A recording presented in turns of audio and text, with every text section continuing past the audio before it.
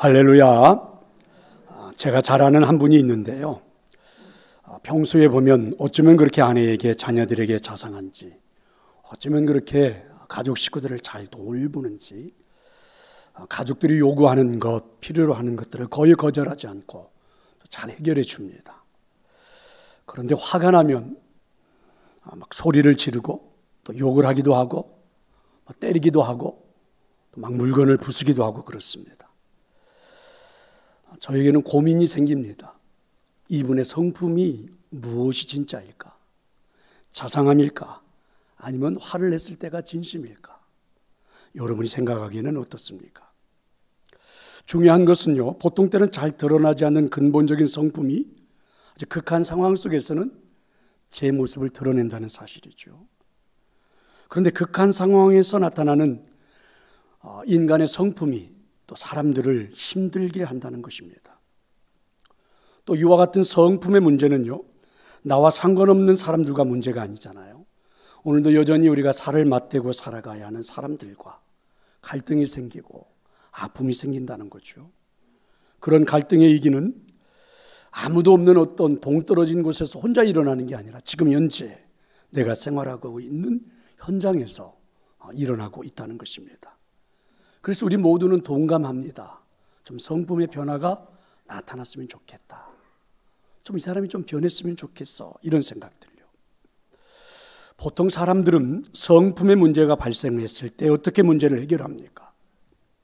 화가 극도로 치밀어 나의 본성이 나타났을 때 사람들이 어떻게 대처합니까? 어떤 사람은 술을 먹기도 하더라고요. 또 어떤 사람은 담배를 몰고 숨을 내뿜으면서 그 마음을 달래기도 하더라고요. 심한 사람은 약을 먹기도 합니다. 근데 여러분, 이와 같은 방법들은 잠시 마음을 가라앉히고 고통을 이길 수 있을지는 모르지만 후유증이 심한 것 우린 잘 알고 있습니다. 또 이보다도 더 심하게 성품의 문제가 일으키기 시작하면, 진짜 문제가 되면 이렇게 하는 경우도 있죠. 격리를 시키기도 하고, 또 큰 사고를 저지르고 난 성품의 문제는 감옥에 가두기도 하고, 이런 방법들을 선택합니다. 왜냐하면 사회를 위해서, 가정을 위해서, 또 공동체를 지키기 위해서입니다. 하지만 격리를 시킨다고 해서 문제가 해결되는가? 그렇지 않습니다. 잠시 동안은 문제가 해결될 수 있을지는 모르지만 오히려 그 격리에서 해제가 되고 나면 점점 더 큰 문제가 발생하는 것도 볼 수가 있습니다. 또 우리는 흔히 외모, 재산, 학력, 배경으로 결혼들이 성사되는 것들을 많이 봅니다. 그런데 이 결혼 생활이 유지되기 위해서 절대적으로 필요한 것이 무엇인가? 그럴 때 모든 이들이 동감하는 게 있죠. 바로 성품이 아닐까. 부부간의 갈등을 해결하기 위해서 가장 필요한 것이 성품이라는 사실을 결혼 생활 1, 2년이 지나면 다 느끼게 되어 있습니다. 갈등이 생기면 결혼 생활 속에서도 이 성품의 문제를 해결하려 하기보다는 제도를 통해서 해결하려고 그랬죠. 그래서 배우자를 버리는 겁니다. 그래서 그렇게 제도를 통해서 배우자와의 관계를 정리하고 살아가는 순간 스트레스는 그 자식들의 몫이 되는 경우도 많이 있습니다. 결국 이 모든 성품의 문제를 해결하고 치유할 수 있는 것은 법적인 제재도 아니죠. 인간의 제도를 통해서 해결할 수도 없습니다. 가장 필요한 것이 무엇입니까? 변화가 아닐까요? 자, 이렇게 놓고 보면 우리 삶을 좌우하는 데 가장 중요한 것은 성품이죠. 어떤 성품을 가지고 인생을 살아가느냐 하는 것이겠죠. 성품은 마치 윤활유와 같습니다. 좋은 성품의 사람이 있으면 윤활유가 있음으로 인해서 엔진이 마찰이 없이 잘 움직여지는 것처럼 여러분, 관계가 형성이 되죠. 결국 우리 인생의 문제는 성품입니다. 오늘 성경은 형상이라는 표현을 쓰고 있죠. 성품에는 이런 특징들이 있습니다. 성품은 아무도 보는 사람이 없는 곳에서 진정성을 드러내죠. 빌 하이벨스는 그의 책에서 아무도 보는 이 없을 때 당신은 누구인가? 자, 이런 책이 있는데 이곳에서 이렇게 정의를 내렸습니다. 인격이란 아무도 보는 사람이 없을 때 우리가 하는 행동이다. 이렇게 정의를 내렸습니다. 마을을 떠돌면서 떡을 파는 할머니 한 분이 있었습니다. 아주 떡을 먹음직스럽게 만들기도 하고 맛이 있었습니다. 값도 싸고. 그래서 가는 곳마다 그 떡이 거의 다 많은 사람들이 몰려들었고 다 팔렸습니다. 하지만 이상하게 이 할머니는 떡이 잘 팔리면 팔릴수록 더 한숨을 쉬고 행복하고 기쁜 게 아니라 더 고민에 빠지고 이런 모습들입니다. 그리고 떡이 다 팔리고 나면 절대로 그 마을에는 나타나지 않습니다. 한 번은 어떤 마을에서 떡을 팔았죠. 떡을 다 팔고 이제 저녁이 되어 집으로 돌아가는데 한 소년이 찾아왔습니다. 그리고 그 소년은 이 할머니에게 금덩어리 하나를 내밀기 시작한 거죠. 할머니가 외쳤죠. 그래야 이 금덩어리만큼 떡을 더 달라는 것이냐? 그랬더니 이 소년이 대답하기를 아니에요 할머니. 할머니가 저한테 판 그 떡 속에 이 금이 들어있었어요. 이건 제 것이 아니기 때문에 할머니에게 가져왔어요. 할머니는 그때서야 비로소 미소를 지었다고 그러죠. 이 떡장수 할머니는 자신의 유산, 사업장을 누군가에게 물려줄 후계자를 찾고 있었던 중이라는 것입니다. 느끼는 바가 있죠. 여러분 누구도 보는 사람이 없습니다. 그때 나는 어떻게 행동을 하는가? 그 행동이 나의 진정성일 확률이 굉장히 많다는 것입니다. 아무도 보는 사람이 없는 곳에서 내가 거액의 돈을 발견했을 때 어떻게 행동을 할까? 나를 전혀 모르는 사람들 가운데 있을 때 나의 말투, 나의 가치관은 어떻게 나타날까? 그것이 진정 나의 모습일 확률이 굉장히 많다. 오늘 저는 여러분 이런 성품을 탓하려고 말하는 게 아니라 우리가 생각해 보려고 하는 이 성품의 문제는 사실은 구원이라는 문제와는 좀 차원이 다른 것처럼 보여지죠. 왜냐하면 아무리 인격이 훌륭하다고 해도 절대로 그 인격을 가지고 구원받을 수는 없습니다. 훌륭한 성품이라 해서 구원이 저절로 이루어지는 것은 아니죠. 그렇지만 이런 훌륭한 성품을 가졌다면, 훌륭한 이런 인격을 가졌다면 구원받은 자가 삶을 살아가는 데 있어서 얼마나 용이롭고 행복할 수 있을까라는 문제입니다. 하나님도 사실은 우리의 성품을 정말 중요하게 생각하죠. 오늘 우리가 읽었던 29절의 말씀입니다. 하나님이 미리 하신 자들을 또한 이렇게 말씀하죠. 그 아들의 형상을 본받게 하기 위해서. 그렇습니다. 우리들에게 성품이 왜 중요한지를 아주 명확하게 말씀해 주셨습니다. 하나님께서 우리를 부르시고 구원받게 하신 이유는 아들의 형상을 본받게 하기 위함이라. 이게 하나님의 목적이지요. 그럼 여러분 구원과 성품은 아주 밀접한 관계가 있죠. 떨어뜨려 놓고 생각할 수 있는 게 아니죠. 성품이라고 하는 것은 아들의 형상을 닮은 것은 언제 그러면 가장 잘 드러난다고요?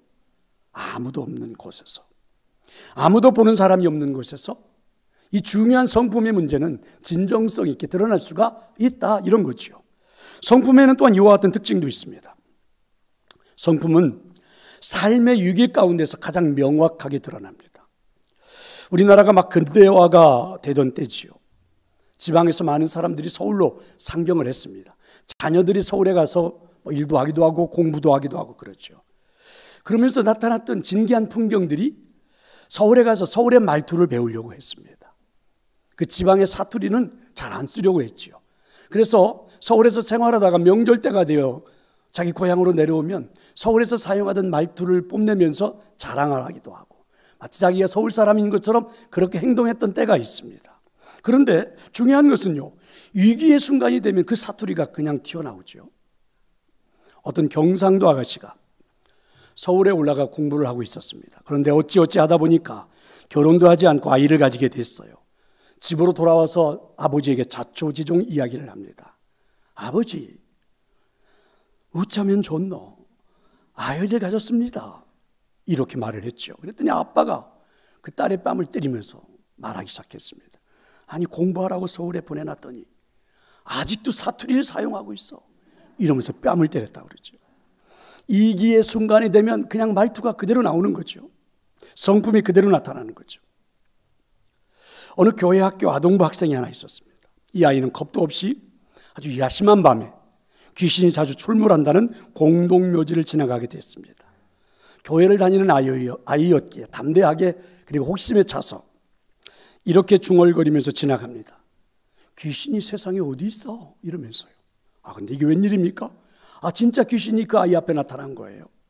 아마도 이 아이가 주일학교에 잘 나갔던 것 같아요. 그 순간 이 아이의 머릿속에 번뜩 떠오른 선생님의 이야기가 생각이 났습니다.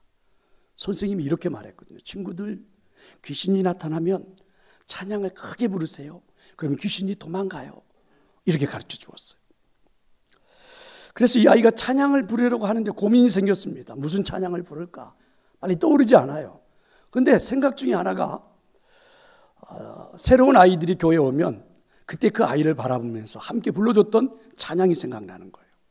그래서 이 아이가 귀신을 향해서 두 손을 쭉 뻗고 찬양하기 시작했습니다.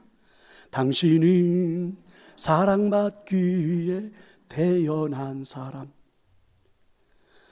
찬양을 듣고 이 귀신이 당황하다가 계속해서 듣다가 감동을 받았습니다. 눈물을 흘립니다. 그리고 귀신이 이렇게 노래하기 시작했습니다. 감사해요. 깨닫지 못했었는데. 이렇게 말입니다. 성품의 특징은요, 위기 가운데서 가장 명확하게 드러난다는 것이죠. 그러니까 위기 속에서 나의 모습을, 나의 본래의 모습을 볼 수 있다는 이야기입니다. 위기 속에서 나의 행동은 진정성 있는 나의 모습이 드러난다는 그런 말씀이겠죠. 성도 여러분, 그러면 이런 질문을 한번 던져볼 수가 있겠죠. 왜 내 성품의 진정성을 생각해 보아야 할까? 왜 나는 내 진정성 있는 내 성품이 어떤 것인지를 들여다보아야 하는 것일까? 여러분, 지금의 내 성품은요, 사실은 주변 사람들을 얼마나 힘들게 합니까? 그것도 가장 가까이에 있는 사람들. 나의 사랑하는 아내를 얼마나 힘들게 하고, 내가 그렇게 사랑한다는 남편을 너무 힘들게 하고, 그리고 내가 그렇게 소중한 자녀들을 얼마나 힘들게 하고, 또 여러분, 그리스도 안에서 한 형제 자매가 되어 동산에서 우리가 신앙생활하고 있는 옆에 있는 성도들을 내 진정성 있는 성품 때문에 힘들게 하는 경우도 얼마나 많고, 어쩌면 가족 식구들보다도 더 많은 시간을 할애하는 직장에서 함께 일하는 동료들, 사실은 내 진정성 있는 성품 때문에 얼마나 힘들게 하고 아프게 하는지 모릅니다. 자, 그렇다면 한 번쯤은 우리가 내 본성의 모습을 들여다볼 필요가 있겠잖아요. 근데 사실은 주변에 있는 사람들만 괴롭히는 게 아니라 나도 불행하잖아요. 내 본 모습이 떠올라서 나를 힘들게 할 때마다 내가 정말 불행하지 않습니까? 그렇다면 한번 내 성품의 진정성을 제대로 볼 수 있었다면 한번 질문을 던져봐야 합니다. 지금 이 순간 나의 성품은 어디를 향해 가고 있을까? 도대체 내 마음은, 내 성격은 어디를 향해 가고 있는 것일까? 어떤 사람으로 나는 만들어지고 있는 것일까? 그렇게 만들어진 나의 모습을 보며 사람들은 무엇이라고 말하는가?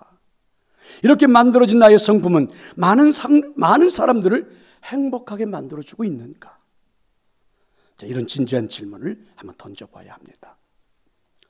그런데 중요한 것은 이 성품이요, 나무와 같아서 하룻밤 사이에 자라는 것이 아닙니다.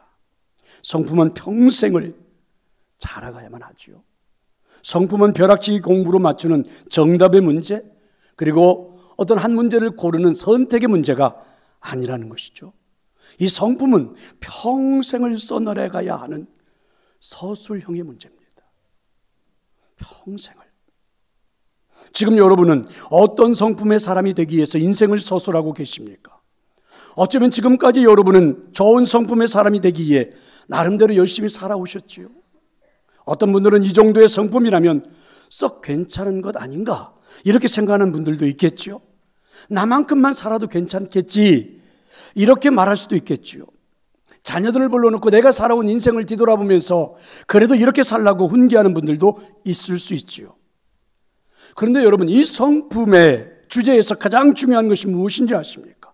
오늘 말씀해 보면 주체가 나가 아니라 하나님이라는 사실입니다. 성품에 대한 서술은 주어가 나로부터가 아니라 하나님이라고부터 고백하는 것, 여기서부터 출발해야 돼요. 오늘 하나님 주신 말씀 본문을 들여다보세요. 이 문장의 주어가 누구로 되어 있습니까? 바로 하나님으로 되어 있습니다. 하나님께서 우리를 택하셨습니다. 하나님께서 우리를 자녀로 삼으셨습니다. 아들의 형상을 맏 아들에게 이르기까지 우리를 이끌으실 것입니다. 자, 오늘 본문요, 그런 의미로 다시 한번 읽어볼까요? 하나님이 미리 하신 자들을 또한 그 아들의 형상을 본받게 하기 위하여 미리 정하셨으니 이는 그로 많은 형제 중에서 맏아들이 되게 하려 하심이니라. 또 미리 정하신 그들을 또한 부르시고 부르신 그들을 또한 의롭다 하시고 의롭다 하신 그들을 또한 영화롭게 하셨느니라. 그렇습니다. 우리가 만들어 가야 하는 나의 성품은 철저하게 하나님으로부터 시작을 해야 하는 겁니다. 오늘 성경은 이렇게 말씀하시죠. 하나님이 미리 우리를 정하셨어요. 이걸 우리는 예정이라고도 말하죠. 그리고 하나님이 우리를 부르셨습니다. 구원의 자리로. 그리고 불러놓고 하나님은 우리를 이렇게 말씀하십니다. 의롭다 하고 우리에게 마치 재판의 판사가 판결을 내리듯이 우리를 그렇게 말씀하셨습니다. 그리고 하나님은 이제 의롭다고 말씀하시더니 우리를 하나님이 부르시는 그날까지 이 땅에서 저 천국에 살아도 좋을 만큼, 저 천국에서 정말 복된 인생을 살아도 좋을 만큼의 사람으로 우리의 생각, 우리의 성품을 변화시켜가는 그 일을 지금도 하고 계십니다. 그럼 여러분, 결국 내 성품의 주체는 내가 아니죠. 누가 만드시는 겁니까? 하나님이 만드시는 것입니다. 하나님이 주권에 있는 것이죠. 결국 성품의 주체가 하나님이시라면 내 마음이라 할지라도, 내가 살아가는 인생이라 할지라도 내가 성품의 기준이 될 수는 없다는 이야기입니다.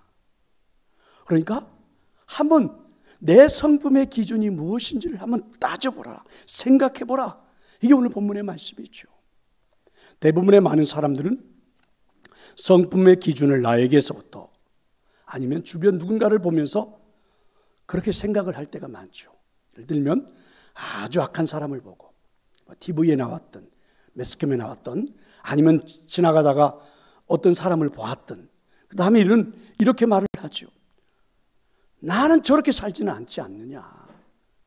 내가 좀 성질이 있긴 해도 내가 저 사람처럼 화내지는 않지. 내가 그래도 저렇게 살지는 않았잖아. 이러면서 우리는 그 악한 사람들을 보면서 자신의 인생을 자신이 기준인 것처럼 이야기하죠. 더 큰 문제는 이런 성품의 주체를 자신에게서 찾으면서 일어난 일들이 있죠. 자신이 기준이 되면서 자신이 원하는 대로 살려고 하는 겁니다. 흔히 하는 말이 있습니다. 그냥 기분 내키는 대로 하면 돼. 이렇게. 내가 좋아하는 것을 내 마음대로 할 때, 여러분, 그것을 가장 가치 있는 인생이라고 우리는 이제 생각하게 됐고, 이미 또 사회가 그렇게 우리를 이끌고 있고, 그래서 사람들은 이렇게 말합니다. 네 생각이 옳은 대로 해라. 네 생각이 이끄는 대로 해라. 그게 진짜 행복한 인생이야. 이렇게 사람들은 말하기 시작했고, 나도 그렇게 하는 것이 진짜인 줄 알고 살아가다 보니까 우리는 이렇게 되어버렸죠. 이건 여러분 분명 사단의 역사죠. 이렇게 하다 보니까 이 시대에 이 사회가 이렇게 혼란이 시작된 겁니다. 그런데 여러분 아십니까? 성경은 우리의 성품에는 기준이 있음을 가르쳐주고 있습니다. 예를 들면 베드로전서 4장 11절에는 이런 말씀이 있어요. 만일 누가 말하려면 하나님의 말씀을 하는 것 같이 하고, 누가 봉사하려면 하나님의 공급하시는 힘으로 하는 것 같이 하라. 그러니까 누군가를 위해서 사랑하고 여러분 권면하는 일에도 기준이 있다는 거예요. 여러분, 내가 누군가에게 사랑하고 싶다, 사랑한다 이렇게 말을 하고 싶다면 그냥 사랑한다 이렇게 말하면 되잖아요. 우린 그렇게 하는 게 맞다고 생각했잖아요. 그런데 오늘 성경은 아니에요. 누군가를 사랑한다고 말을 한다 할지라도 마치 하나님의 말씀을 하는 것 같이 해야 한다. 우리는 여러분 봉사하는 것에도 기준이 있다는 것입니다.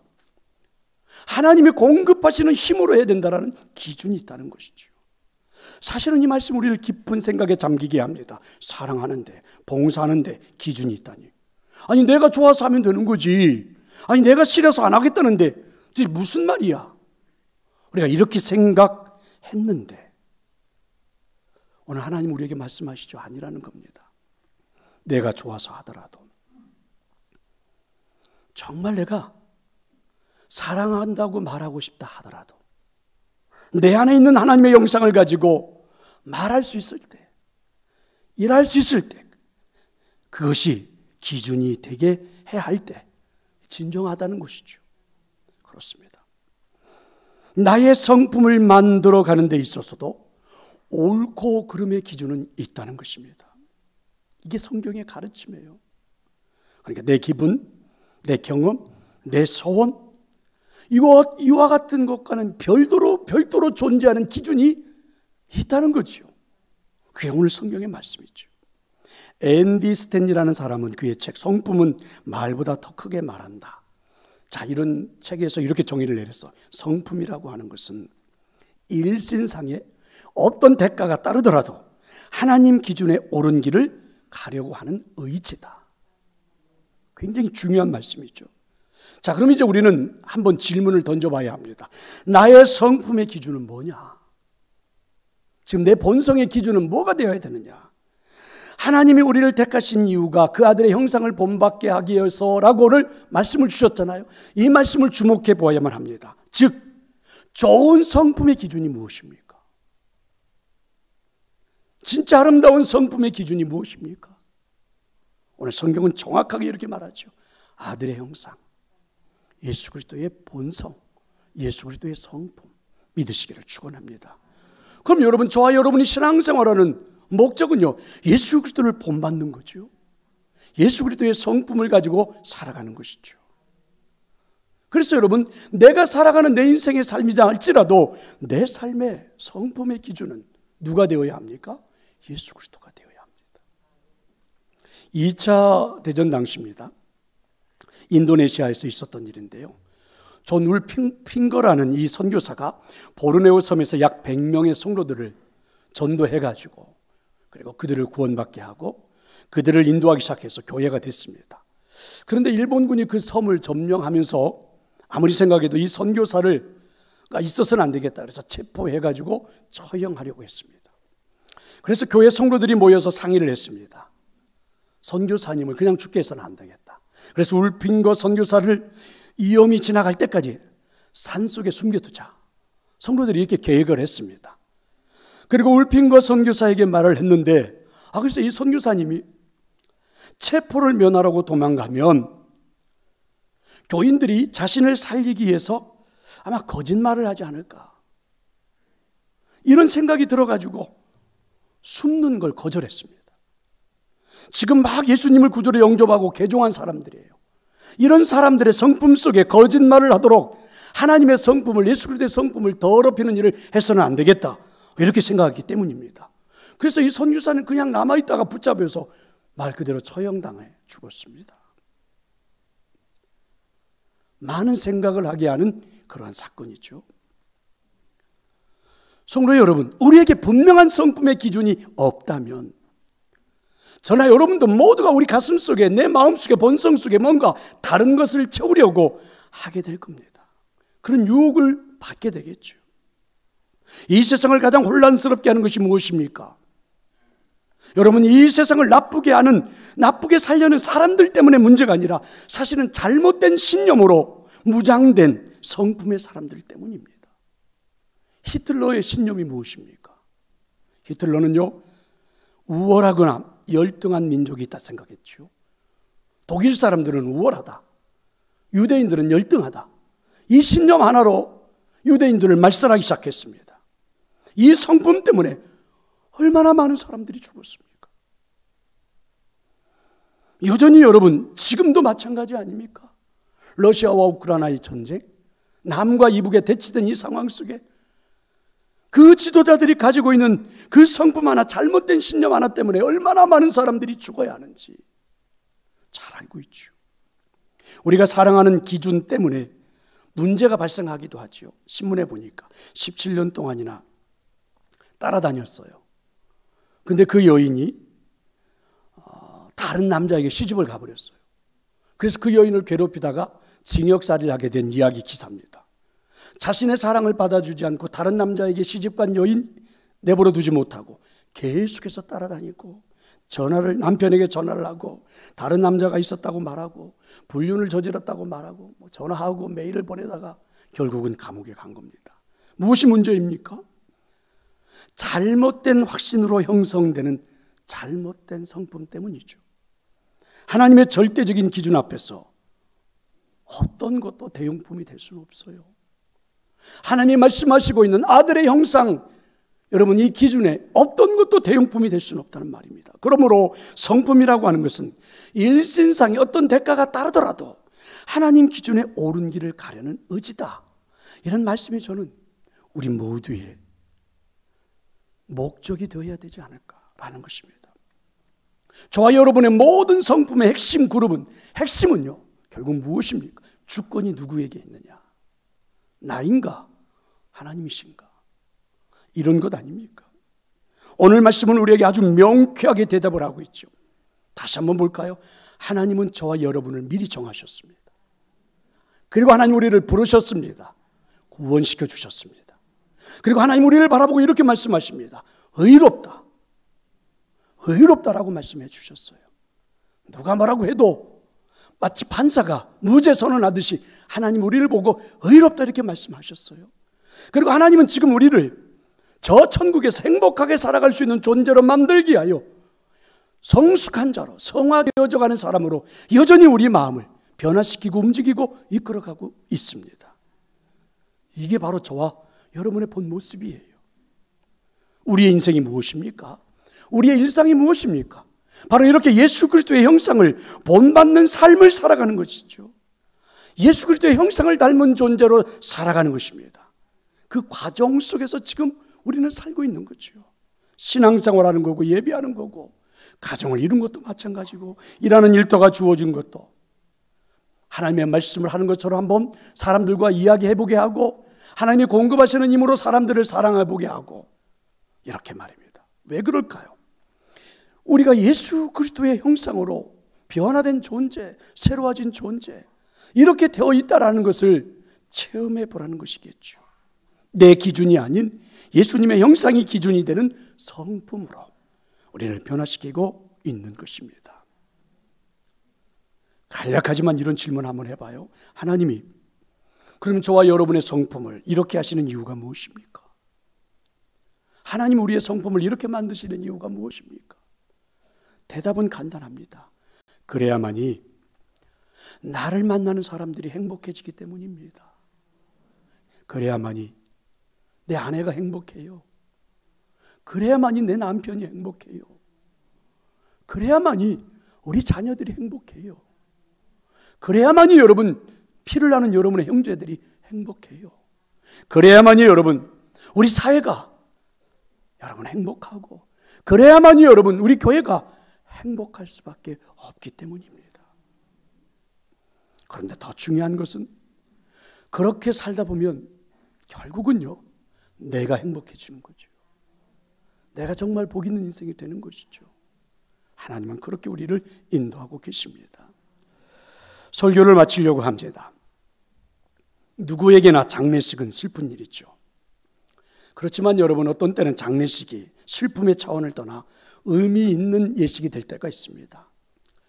저도 생각해 보니까 장례식을 집례할 때마다 늘 그 장례식장에서 제가 사용하는 말은 돌아가신 그분에 대한 이야기만 합니다. 그분이 살아왔던 것을 아주 간략하게 요약해서 그분의 인생을 짧은 시간이지만 장례식 내내 이야기할 수밖에 없습니다. 그런데 여러분 어떤 사람은 죽을 때 관 속에 돈을 넣어달라는 사람도 있다고 그래요.